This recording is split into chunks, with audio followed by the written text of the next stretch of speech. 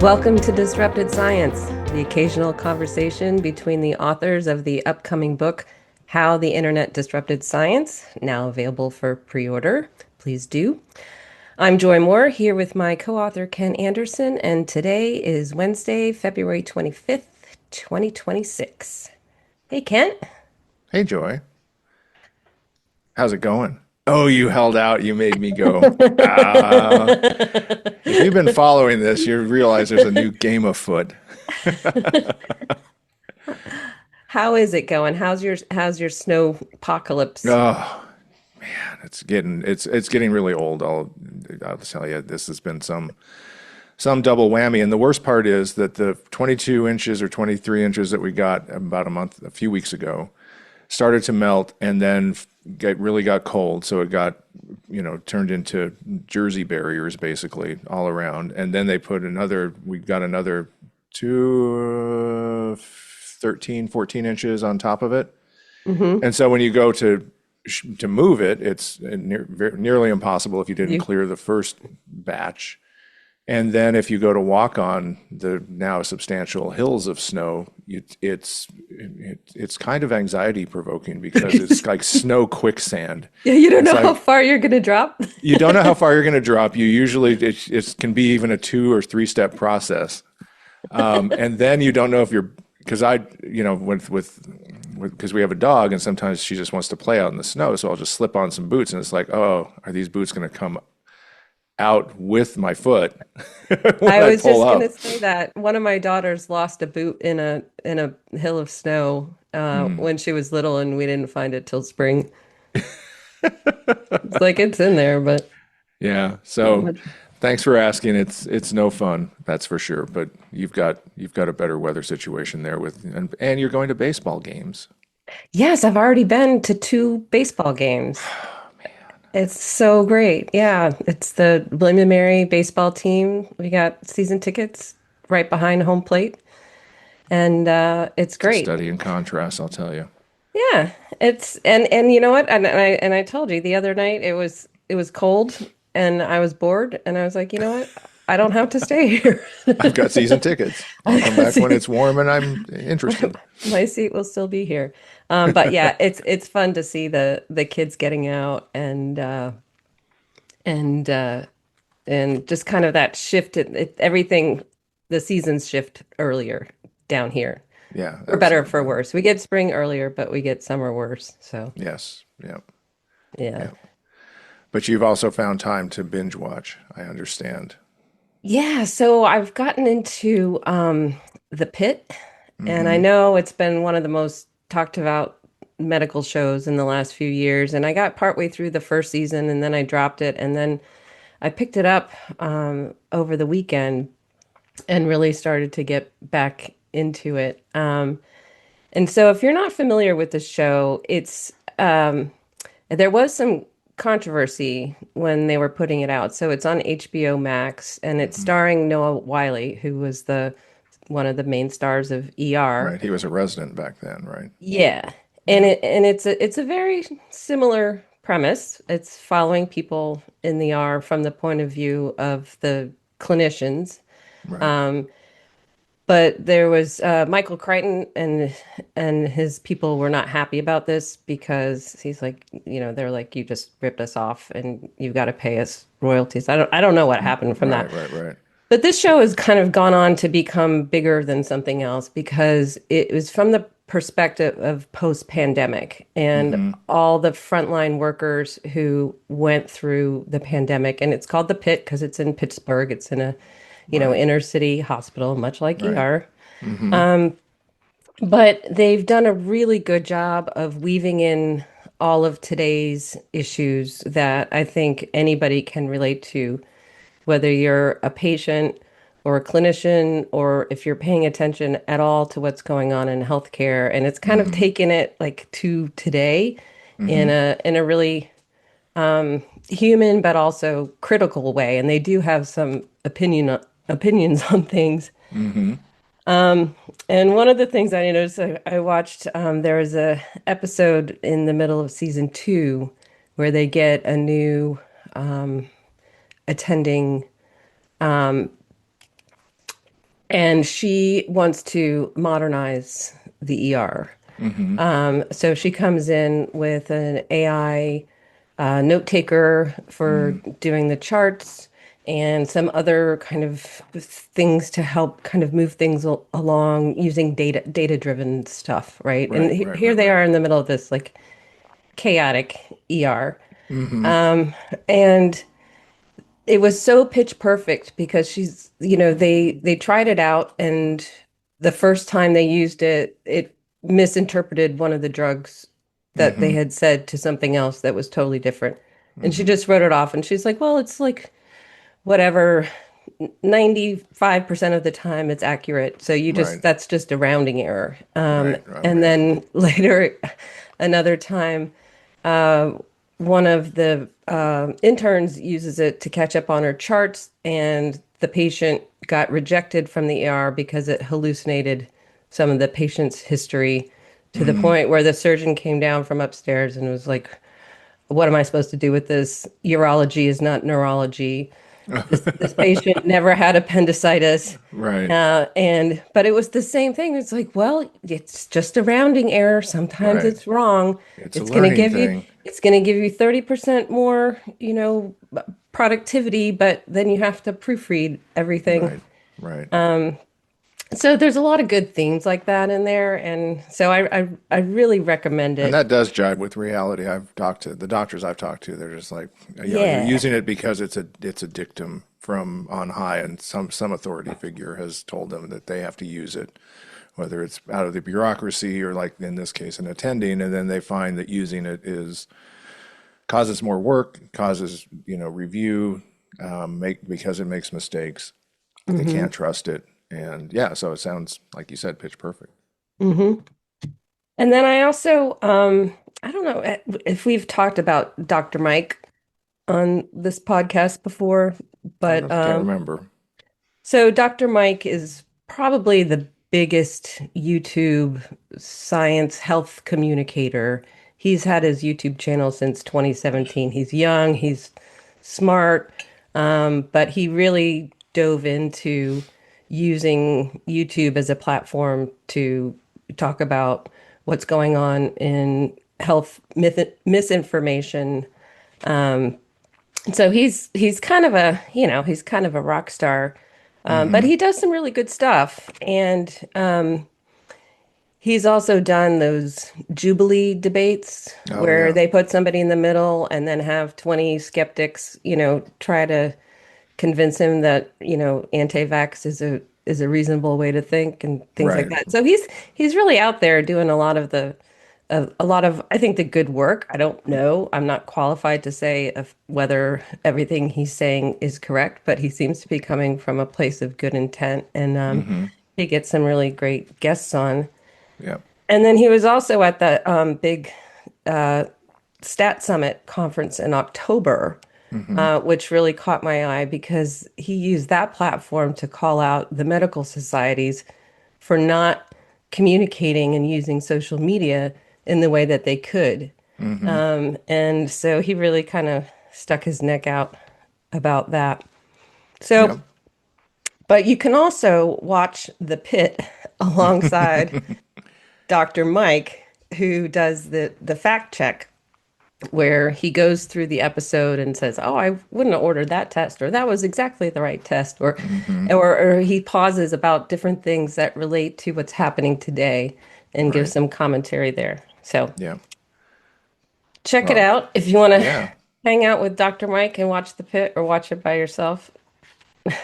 Well, it's interesting too because I would bet that the producers and showrunners of the pit have medical experts on hand who do advise them to ensure that the script is, more or less accurate That's to how they would operate. And you have, so it's interesting to think that you have a fictional dramatic portrayal of medicine that probably is more factually accurate than some of the things coming out of the U.S. government currently, Yeah. or even out of the scientific literature currently.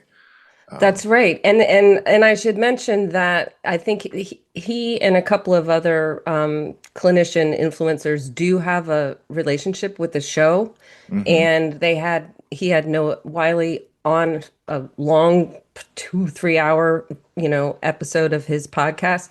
So they are working together Yeah. in a way that I think is really interesting and going totally outside, like you said, the establishment.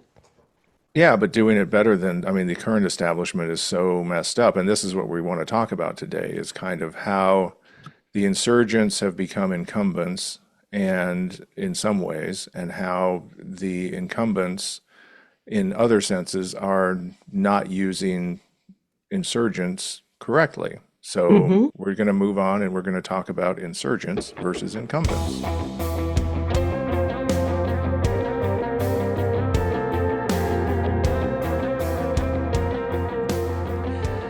All right, so we're going to talk about insurgents versus incumbents. So the last 25 years in scientific publishing has been largely about privileging technology-backed insurgents, technology-backed business models, technology-inspired philosophies and belief systems, theories about information, and that has, now those insurgents are the incumbents, right? Hmm. Now Elsevier is the largest open access publisher on Yep. on the planet. Things like that. So, you know, natural science empowered by digital tools flipped to digital science at the expense of natural science in a way, because now those same channels are filled with questionable claims, things that are being used to support some other uh, things like, I wrote about colostrum powder, or Hmm. what's the other one? I can't remember them because there's so many of them. The AG1, AG1, and there's the the peptides, peptides, and I mean, there's just such a long list of all these strange things that the literature's been pumped full of, basically claims steroids, hmm and so, but literally that's steroids. Yeah. yeah, and literally some steroids. But that led us to the point now where the incumbents in the U.S. scientific infrastructure were the former insurgents. hmm Yeah, when they started 25, 30 years ago, it was let's see what the internet can do. Let's hook up our scientific publishing ecosystem to technology tools and infrastructure and pipelines and a system of tubes that can get information from one place to the other place faster with less friction. And it's going to serve everyone all over the world, and it's going to be great. And then it's slowly morphed to the opposite, where it's not the digital supporting the science, it's the science feeding the digital Hmm. machine. Right. And the science has had to expand its definition to increase volume to a point where you could have the kind of digital players at hand. But we also have the automated box of confusion, all the other things that contribute to all of this. But I think what we wanted to talk about is how there's now kind of a group, there's bad insurgents. Just because you're an insurgent doesn't mean you're bad or good. And Hmm. just because you're establishment or an incumbent doesn't mean you're bad or good. But there are now some good insurgents that some of the incumbents are brushing off, which is a very confusing situation. And then you have bad insurgents who have become what I would call illegitimate incumbents. And we need to talk about them too. So it's a strangely mixed up situation, and it's kind of confusing. But Hmm. the way I wrote it is disruption is so embedded now that normies are insurgents. Like just normal scientists, normal people trying Yeah, to we're earn a just PhD or figure things out, or the doctors trying to keep kids safe from diseases. They're now having to act like insurgents, they're and gonna have it's to yeah, go fighting in the streets just to do what they're trying to do just to in be a normal. Yeah. yeah. And so, yeah, so we've got a whole list of, of the the bad insurgents are, tend to be, in my mind at least, captured by a lot of the Maha movement. Hmm. Macquarie and Bhattacharya and RFK Jr. And today Casey Means is up for her, Senate confirmation hearing, and she's in the same school as those people. She's not a serious clinician, and she's not qualified for the job, but she's there because not because of qualification, but because of connection. So, Well, no, she's there because she's qualified to not do what the incumbents do. right. That's what all these people have in common. They've either um, never been practicing physicians, or they've dropped out because they've had financial interests elsewhere Mm-hmm. that makes them more aligned with the grift. Mm-hmm. And she and her brother just fit straight in there. And Yep. she's using this. I went to Stanford, but didn't feel like being a doctor, like so many of them do. Right. That is her. Mm-hmm. Her That's her qualification. qualification. Yeah. Right. Yeah. Yeah. Because She's a she's, dropout.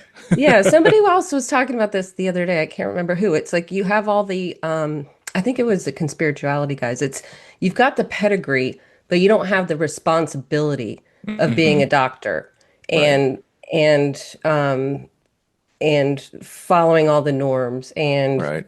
And this Hippocratic is actually a oath. playbook that I remember going back to. Um, there was a drug compendium that was on the Palm Pilot back in the late 1990s. Hippocrates. Hippocrates, and that was Hmm. headed up by the same kind of dropout doctors at the time too. Yeah. And so it's an old playbook, but now they're being instead of just kind of circling around the commercial boundaries of the space, they're being placed at the center of the regulatory environment. So they Hmm. are becoming the new incumbents, right? They're at the center of the regulatory environment that they are systematically deregulating Right. for Or things that are dismantling. important, but opening it up for things, things that are important like vaccines, Hmm. but broadening the scope for things like repurposed drugs and compounded drugs and the difference between, Vaccine lawsuits. yes, all of that. Yeah. So now you need some good insurgents, Hmm. right? And And we have a few. we have a few very good ones. Hmm. So we have Colette Delawala from Stand Up for Science. We Hmm. have Beth Jacobs from Defending Public Health, and a whole bunch of people kind of associated with those two initiatives. And I think, one of the things that it seems that the good insurgents are trying to do is they're trying to form alliances with incumbents that that you would assume reasonably if you were in their position would be very open to those kinds of offers, right? To let's Yeah. join us. We're charged up. We're ready to go. And all we need is just maybe a little bit of money or a little bit of you come stand behind the table with us, to hand out some flyers, put something on your website, add some links, write an editorial, do something. Hmm. And they don't seem to be getting it, which is a Well, little and odd. so it might be, and I know we've mentioned them a few times and we've written about them a bunch, but it might be worth taking a pause Hmm. to talk about what their activities actually are. Okay. So, Stand Up for Science, led by Colette Delawala, is really focused on, and correct me if I'm wrong, Okay. is really focused on legislation around funding and making sure that the funding for basic science is preserved. And so she's spending a lot of time on Capitol Hill. She's going from office to office to office, meeting with every legislator Now, don't to they make also the want to get case. rid of RFK Jr.? And they want to get rid of RFK Jr. So Yeah. there's the grassroots, your people don't like what's going on. Right. So I'm going to tell you because we hear from them. Hmm. I called in and I spoke to my representative and I told him I didn't like it and that went into her database.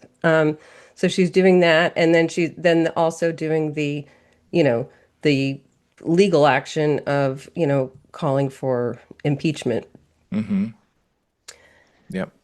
And then Defending Public Health, Beth Jacobs' organization, is also involved with um, legal fights Yep. to, um, and I don't know exactly which ones they are.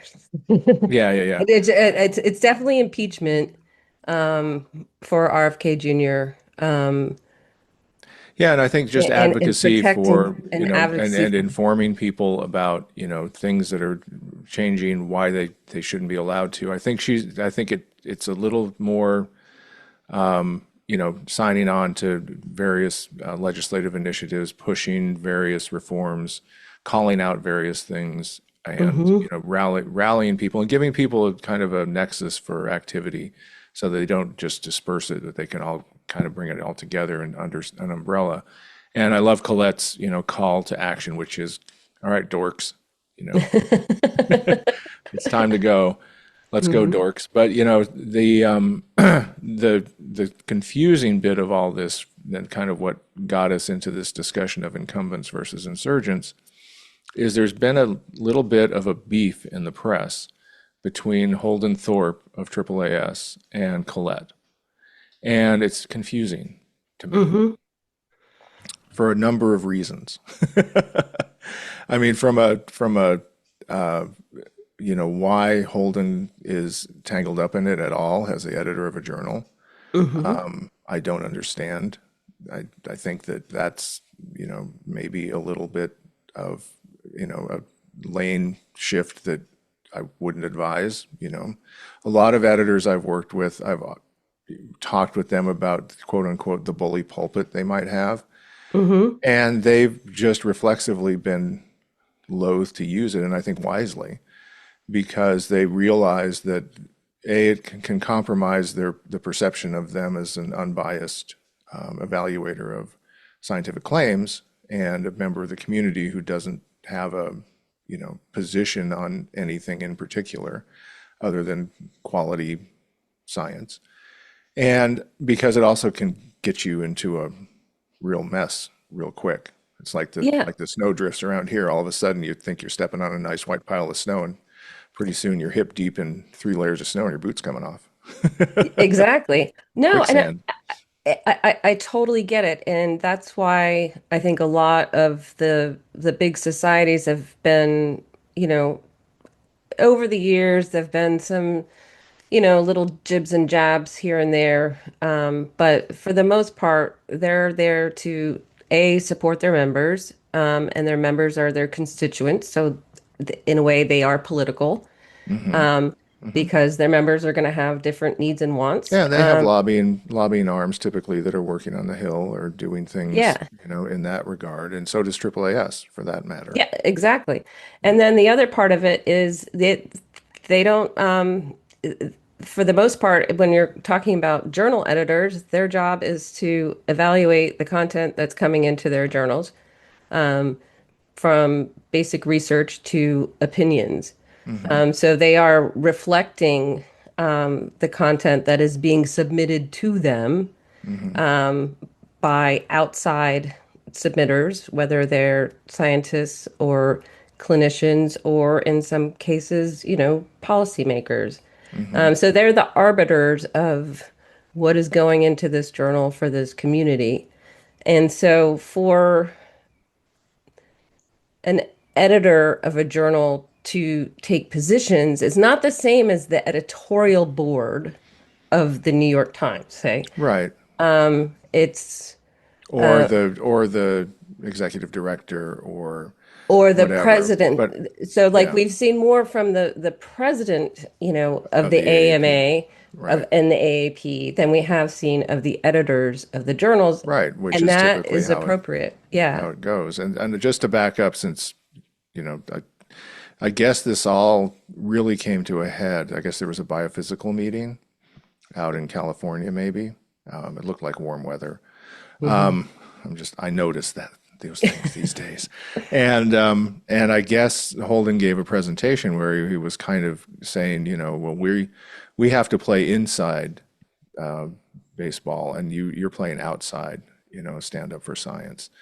And we that there was a little bit of a, and we can't do both at once, and Mm. basically, and and that there was, I guess, taken, and I can see how, as a condescending tone toward the stand up for science people, where it's Hmm. like, yeah, you're doing this kind of rabble rousing, but we're the Yeah. ones being effective because we're working behind the scenes to make sure that funding is maintained.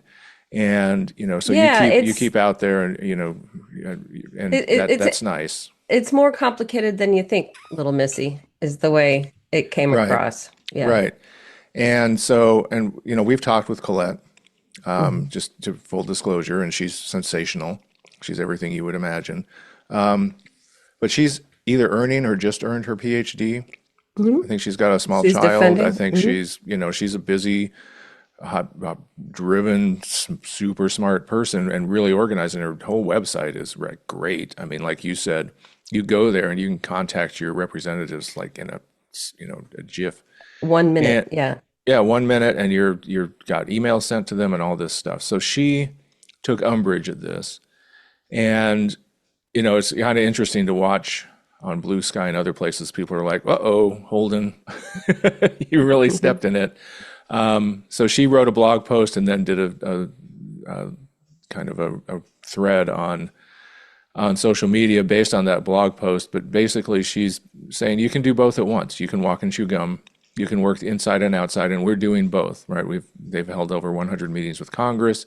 They've held closed door briefings, policy summits, supporting legislation. They're also creating these rallies and all of that. And then her main point is they haven't gotten any money from any incumbent group to Hmm. help them. And this is where it really got confusing for me because if you really want to deal with this administration and their approach to science, they are unencumbered, right? Hmm. They see RFK and Bhattacharya and Macquarie and maybe Means at some point. Anyhow, this whole cadre of people, they see no impediments. Your rules, your norms, your panels, your recommendations groups, your experts, there's nothing. It's just whatever they think and whatever they want. And now they've even proposed where one study can be all they need to make an entire policy decision. And that's how unencumbered they are. And then the Hmm. incumbents over here want to be as encumbered as they have always been. And they aren't willing to ally with an unencumbered, fresh start, super smart, tech savvy, well organized group that can, that make, I mean, the sum is greater, the total is greater than the sum of its parts if those two ally, right? Yeah. And I Well, just do you not don't get it have, strategically. well, you don't have to take credit, public credit for funding the militia. Right, And that's what, all of these organizations have endowments. They give grants. They have money that they've been investing in their real estate. I mean, they could probably rent out a wing and give right, Colette enough money to to fight the good fight, right. you know. Yeah. So they don't have to sign on to the letter of everything. Well, they could even, I But mean, there's even in-kind support, right? I yeah. mean, again, when there are things going on in DC, show up and give some you know, tables to them Hmm. you've got extra tables Well, and I mean, chairs, and or they let them use your auditorium that's true. or Yeah. write something in favor of them or Are supporting them or add their logo to your website. There's just so many ways but to is make it alliances here. but is it like the same thing with the universities that they're afraid that they're going to lose their tax status out of retribution, things like That's that? Like, yeah, but this is the problem. If you're going to fight with one hand tied behind your back from people who not only will not fight by the Marquis de Queensberry rules or whatever they are, but yeah. will kick and gouge and choke and do whatever they need to get whatever they want. Don't fight with one arm tied behind your back. That's what the incumbents are Hmm. doing. And Yeah. I don't get it. I just do not get it. And the fact that there's, you know, I don't understand why an editor would get involved. I don't understand why there wouldn't be just total glowing support of what Stand Up for Science or Defending Public Health or any of these other groups is doing. Hmm. I just don't understand it. So, but, But there's so, also what's happening at the same time hmm, is this shift towards tech-driven AI systems that a lot of the incumbents and some of their individual, members, some very senior brand name physicians are focusing more on AI, hmm, on new tech products. And that just feels to me like such a bait and switch. So you have Elon Musk come in, Doge the crap out of USAID. We've right. got all the cuts to NIH, and Hmm. yet the people who have been around forever are gravitating towards endorsing these AI products rather than engaging in Well, what's we're back happening to on the ground. we're back to the first game, right? Which Yeah, is let's adopt tech-centric inspiration as our way out of this. yeah. And that was the mistake we made 25 years ago, is that tech has the wrong incentives. It Hmm. has the wrong constitution for science. It's not really geared to help it much. And, there's, email is probably the best pro science invention that tech made. And the PDF, those were Yeah. really good. But, Well, and 25 years ago, to be sure, we didn't have a problem. We had an right, opportunity. right, And now right. we have a problem that Yes. is It was a very triple, good point. double worse. Yeah, so And now we need insurgents to solve that problem, right? right. But to your point, these people who are now just windmilling their arms about tech and AI and all of this, and they're not helping to solve any problem. They're adding to more problems because that's about extracting information from people without, proper pay or citation. It's not using the information in a reliable way. There's It's just like, so many problems. It's centralized power, it's centralized money, it's big money, it's, huge for-profit organizations. And to have, some of these physicians shilling for them, hmm. it's just so, it's not, read the room, people. It's not the time to be doing that, you know? Yeah, Bob Wachter selling his book Hmm. and endorsing open evidence because he thinks it's smarter than him, Right. that's okay. That's fine. Hmm. But Tom Friedman Hmm. is another one who's been at this for a very long time, and he's got a good reputation for doing good things, and he's got a bad reputation for doing some other things. Hmm. But for him to be endorsing open evidence as an opportunity to help people in Rwanda Hmm. while he's backed by what, six, seven, eight different tech companies, Silicon Valley bankers, Right. And the Wellcome ones that Trust, always set off alarms with us. they're all the same people, Right. and endorsing open evidence for U.S. physicians when we know for a fact that it is not good, but then extending it to, well, now we're going to help people in Africa. Well, and worse, what they're doing is, it sounds like they're going to use those Rwandan physicians for training, Yeah. to train up the model so that it can be, for whatever reason. But I Yeah, bet it's not paid, and I bet it's no, not like it's they're going to extractive. ultimately get, yeah, it's more extractive, colonialist information, practices by big tech, which again, technology tends to centralize things.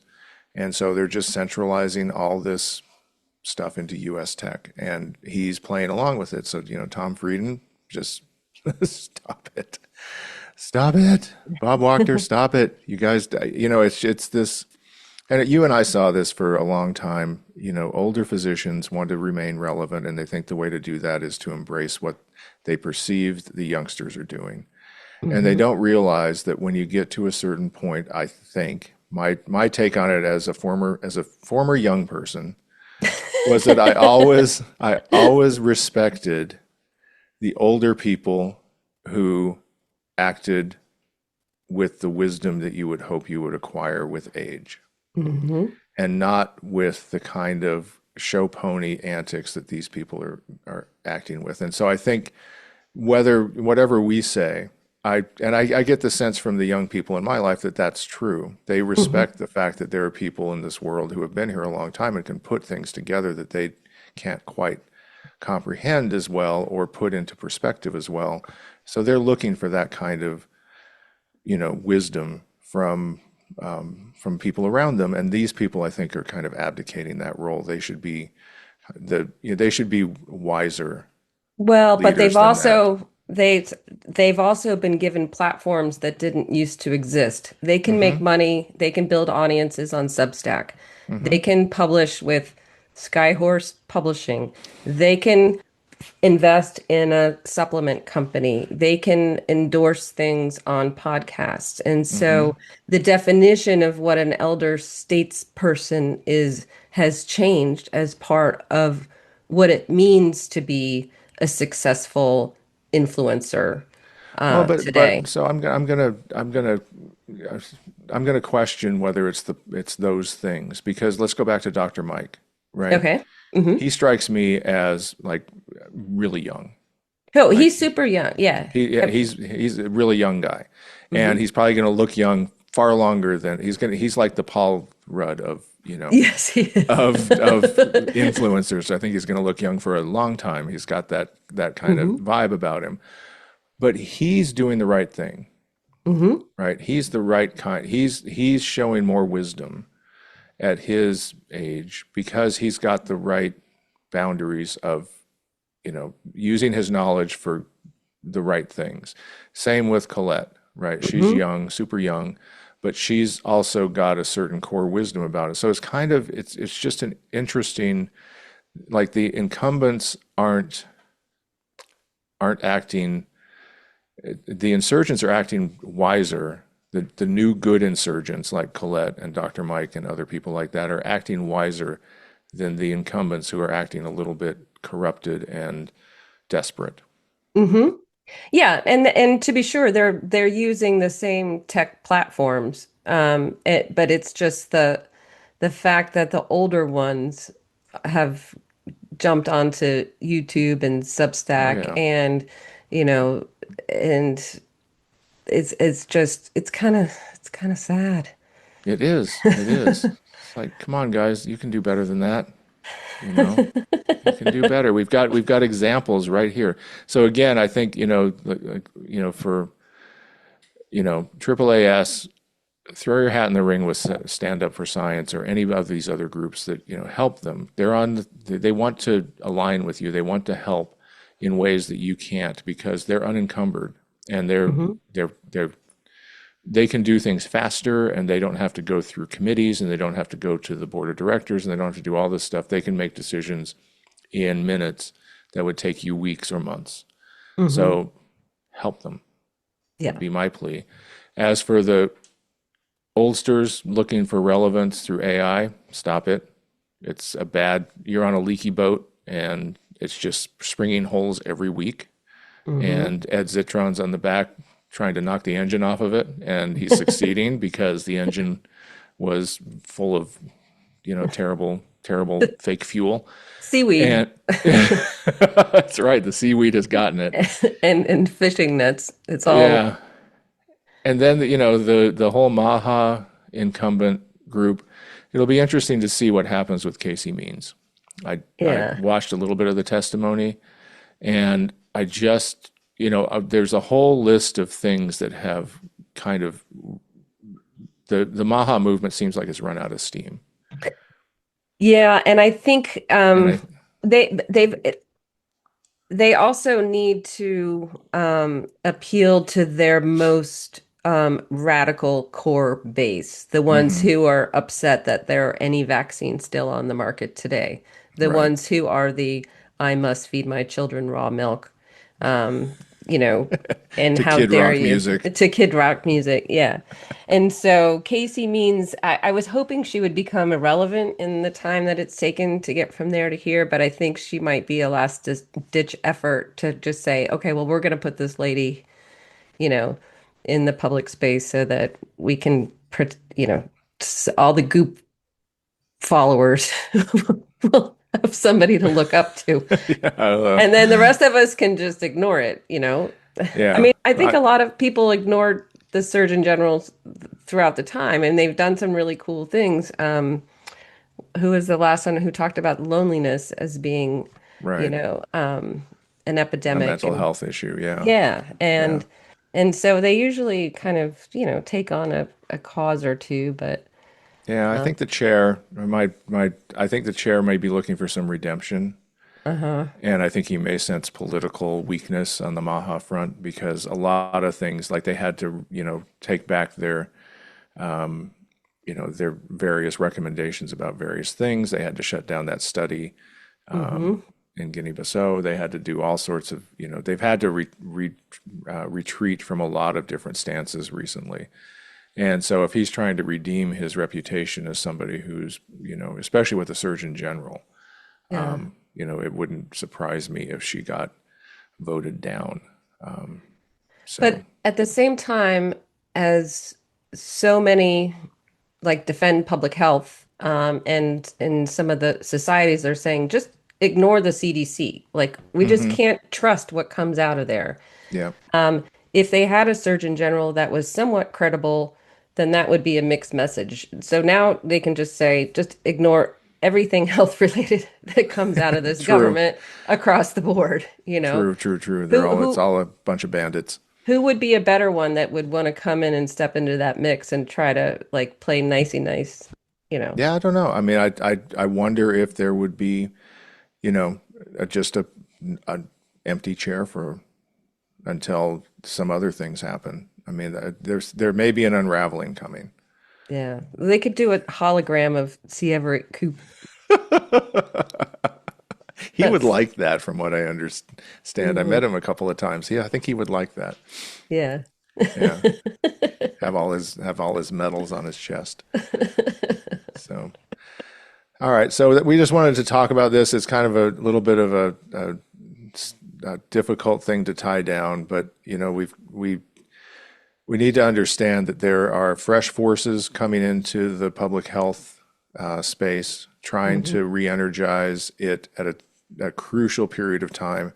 And so the organizations that are in this space, I think, and I think you think, would do well if they were to really just drop all the pretense about inside, outside, old, new, whatever, and just make alliances.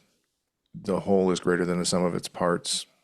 Hmm. Math. Let the people who are unencumbered by all of the things that you've become encumbered by over the years, let them rock and roll and get Hmm. it done. And then maybe over time, your organizations get a refresh too.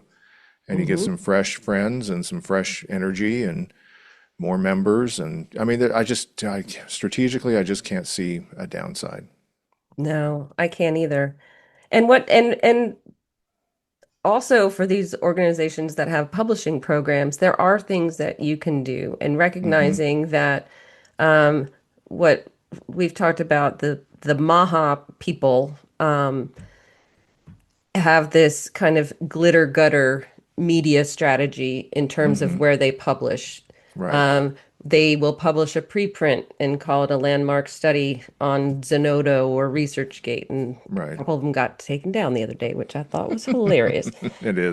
They will shop around to all different types of journals, but then they will also, the brand names will publish an opinion piece in JAMA or NEJM or what have you Or nature. to Yeah. try, or Nature to get legitimacy. Right. And so where you don't, as a publisher, you don't have to take a stance, but you can figure out where you want to participate or not. Right. Yeah. And recognize that, they're using their incumbency to create, in a way, they are users, right? They They're will use users. you. Yeah. They will use preprints. They will use bad, pay-to-play journals. They will use prestigious titles. These people are media savvy. They know what they're doing. They are playing a game. You are probably being played, especially if they, I mean, a lot of times these the articles have like social media troll words in their headlines, Hmm. and it's like, how can you not see that you're being played? So yeah, watch yourselves. Yeah, That was and What was the Hill Street Blues line? Since we're going back to ER days, because that was the other powerhouse, the police drama. Be be careful safe out out there. there. Be Be safe safe out out. there. Be Yeah. safe out there. Yeah. And yeah, and just to the other distinction between the bad insurgents and the good ones is the bad ones are playing a short game. Hmm. And that's why they are hitting everything so hard and they've got these, And they're playing it for gate camps themselves. and they're playing it for themselves, where the ones who are trying to counteract them are looking beyond the horizon of Hmm. what's the future of scientists? What's the future of public health professionals and clinicians in this country? And so the ones who are fighting the good fight without a lot of funding are playing the long game that's in everybody's interest. So Absolutely. Absolutely. All right. Well, we hope that was helpful and a little bit informative. We're going to move on to something a little more concrete, discoveries of the week. here we go.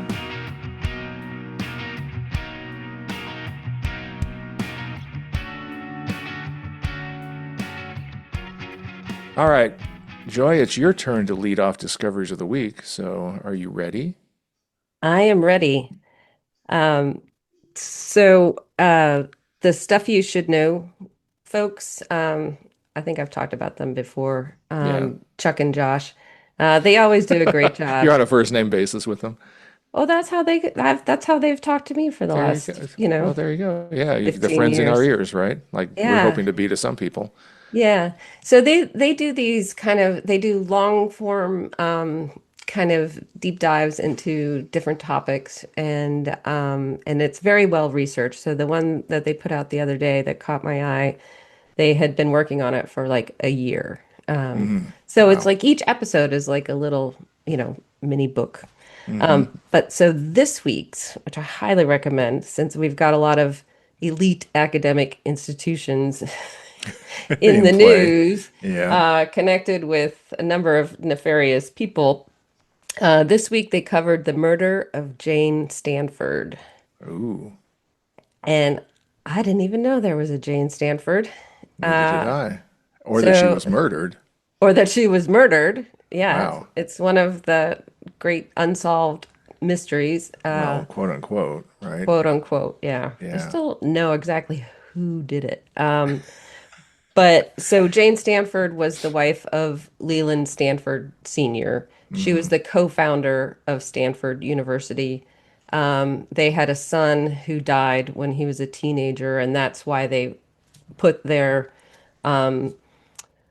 railroad and gold prospecting money into Palo Alto and created the university in their dead son's honor. Right, And because so, it's Leland Stanford Jr. Junior, yeah, University, right? Yeah. yeah. And so then Jane outlived Leland, and Hmm. and she was apparently a bossy lady and didn't get along well with David Starr Jordan, Hmm. who was their president. And so they tell the story a lot better than I would. So I would just recommend you listen to it. But there's a lot of characters, there's a lot of themes, there's a lot of stuff that we talked There's some about in the strychnine. book. There's some eugenics, some strychnine, some uh, almost like and the fact that she died in Hawaii under strange circumstances, like had like echoes of like Martha Mitchell Oh, gaslighting, like she was like maybe kidnapped and murdered. I don't right. know. So, Oh man. so Juicy. anyway, well, there's been, money and shenanigans and wrongdoings going on at a lot of elite universities since they were founded. So Yes, this is yes, that another sounds great. one. We'll put a link in the show notes to that because it sounds fantastic. I got to listen to it. All right, so mine is a book right here by Daniel Nadler, who was the founder of Open Evidence. Oh. And so I looked him up because open evidence it irks me, to be honest. It's kind of, there's so many reasons, many of which I've written about, but others I haven't. But so I looked him up, and he's a financial planning or something like that, financial projection degree. So nothing in science or medicine, but he's a finance guy. But he also has some degree in poetry. Hmm. And so he had published a book called 100 Imagined Ancient Love Poems back in, finding the copyright statement here. Let's see, what year did it come out? I don't know where there's a copyright statement in here. Oh, here it is, 2016. And so I was just curious to see what his poems are like. And I'll put this into context. I'm an English major, and I tend to like poetry. I like long poems. I like short poems. I like poems in the New Yorker. I like some of them, at least. I don't mind modern poems. There's an editor of Any Jam whose son became a poet, and I got a book of his poems, and I really liked them. But I always look for that.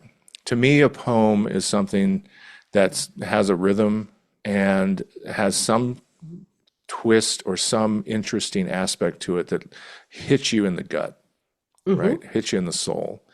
And none of these did that.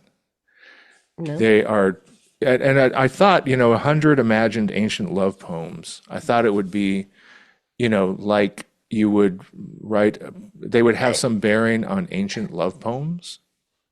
Now, he went to Stanford too, He right? went to Harvard. Oh, he went to Harvard. He went to Sorry. Harvard. Yes, Okay. a different, Yeah. different I was sweatshirt I have wondering to if, throw away. yeah, now I was just wondering if there was like a Rene Girard, or is there an approach to the classics that made him think that he should be reimagining ancient love poems? Or I don't know that there's, I mean, they're all like super short. I mean, the most is probably 12 lines long. A lot of them are like 3 or 4 lines long. They, they just, I, they're not for me. I got Mhm. no rhythm out of them.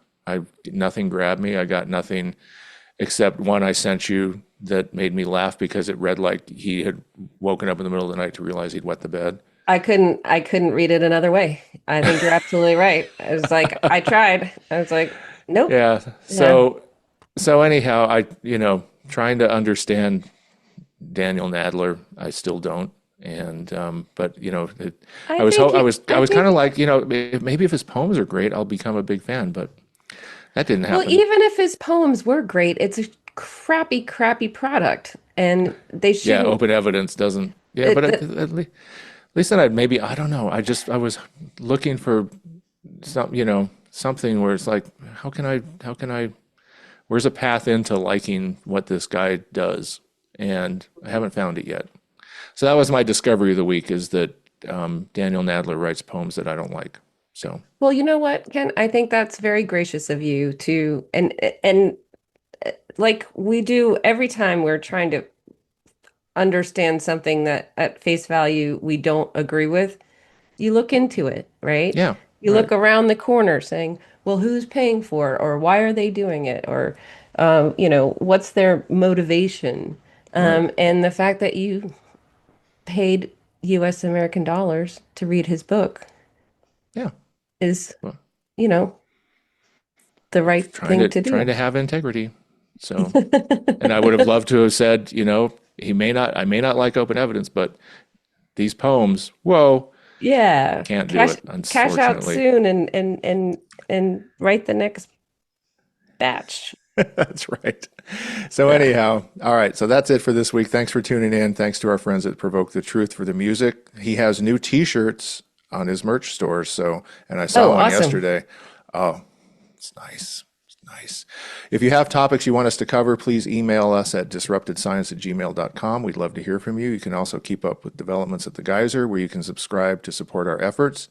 We signed off on the final galleys of our book this morning, and so Yep. it's off it goes. And Pencils that's the down. pencils down, all scrubbing done. Hmm. And hopefully it's nice and shiny when you get it. All right, thanks for listening, and we'll talk to you later. All right. Bye.